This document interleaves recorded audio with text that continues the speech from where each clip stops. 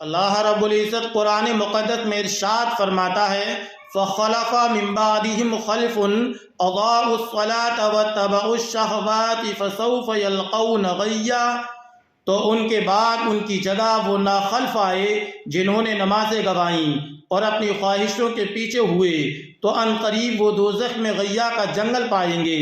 میرے عزیز، غیہ جہنم کی ایک خوفناک وادی کا نام ہے جس کی گہرائی سب سے زیادہ ہے۔ اس میں ایک ہولناک کنواں ہے جس کا نام حبحب ہے۔ جب جہنم کی آگ بجھنے پر آتی ہے، اللہ تعالیٰ اس کنویں کو کھول دیتا ہے جس سے وہ بدستور بھڑکنے لگتی ہے۔ یہ ہولناک کنواں بے نمازیوں، زانیوں، شرابیوں، سود خوروں اور ماں باپ کو ایذا دینے والوں کے لیے ہے۔ آقا حضور صلی اللہ تعالی علیہ وسلم نے ارشاد فرمایا، جہنم میں ایک وادی ہے جس کا نام لملم ہے، اس میں اونٹ کی گردن کی طرح موٹے موٹے سانپ ہیں، ہر سانپ کی لمبائی ایک ماہ کی مسافت کے برابر ہے۔ جب یہ سانپ بے نمازی کو ڈسے گا تو اس کا زہر اس کے جسم میں 70 سال تک جوش مارتا رہے گا۔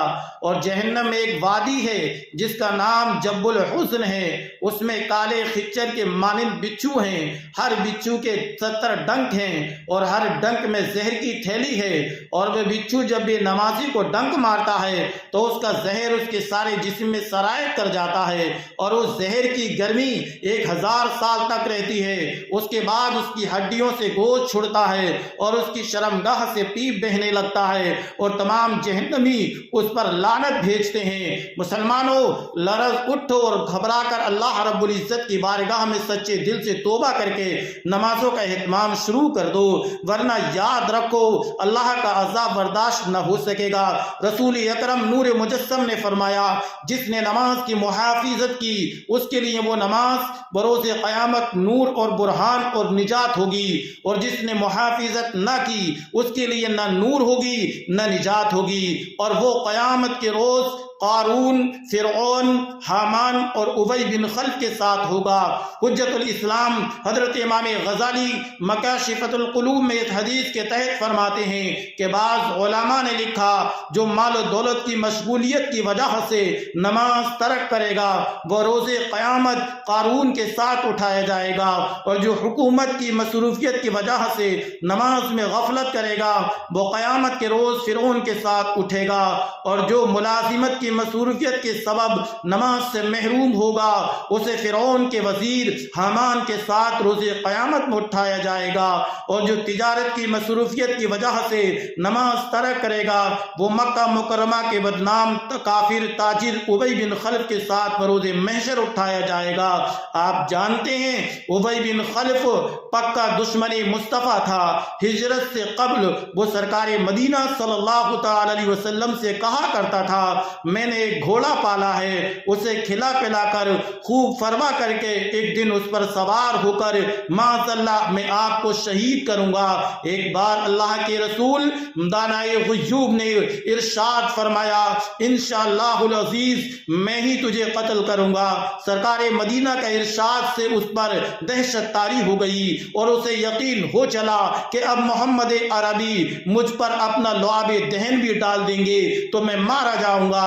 بہرحال غزوہ احد میں موقع پا کر رسول اکرم صلی اللہ تعالی علیہ وسلم کو شہید کرنے کے طاق سے آگے بڑھا، لیکن جب جانثار مصطفیٰ صحابہ اکرام کو معلوم ہوا اس کی طرف لپکے، مگر میرے مصطفیٰ صلی اللہ تعالی علیہ وسلم نے سب کو روک دیا، اور جب وہ قریب ہوا تو سرکار مدینہ صلی اللہ تعالی علیہ وسلم نے ایک صحابی سے برچہ لے کر اس کی گردن پر ہلکی سی خراش لگا دی۔ وہ بوکھلا کر گھوڑے سے گرا اور چیختا ہوا اپنے لشکر کی طرف بھاگا اور چلا چلا کر کہتا تھا، خدا عز و جل کی قسم محمد نے مجھے قتل کر دیا۔ روایتوں میں آتا ہے کہ اس کے چلانے کی آواز ایسی ہو گئی تھی جیسی بیل کی ہوتی ہے۔ حضرت ابو سفیان جو ابھی مسلمان نہیں ہوئے تھے انہوں نے شرم دلا کر اس سے کہا کہ معمولی سی خراش پر چلا چلا کر آسمان سر پر اٹھا اٹھا رکھا ہے۔ وہ بولا آپ کو کیا معلوم یہ مال کس کی ہے؟ یہ محمد مصطفیٰ کی مال ہے۔ لات و عزا کافروں کے مشہور دو بتوں کے نام کی قسم کھا کر اس نے کہا تھا کہ مجھے اس خراش میں اس قدر تکلیف ہو رہی ہے، اگر یہ تکلیف تمام اہل حجاز میں تقسیم کر دی جائے تو سب کے سب ہلاک ہو جائیں۔ محمد عربی نے مکہ مکرمہ میں مجھ سے فرمایا تھا کہ انشاءاللہ میں تجھے قتل کروں گا۔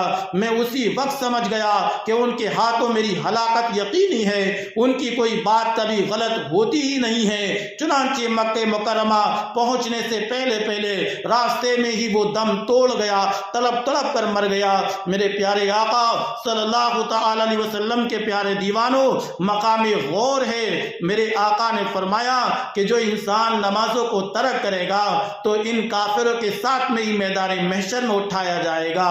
مسلمانوں، ہوش کرو اور اپنے خدا کی بارگاہ میں اپنے گناہوں کی توبہ کرو اور نماز پنج گانہ کی پابندی شروع کر دو۔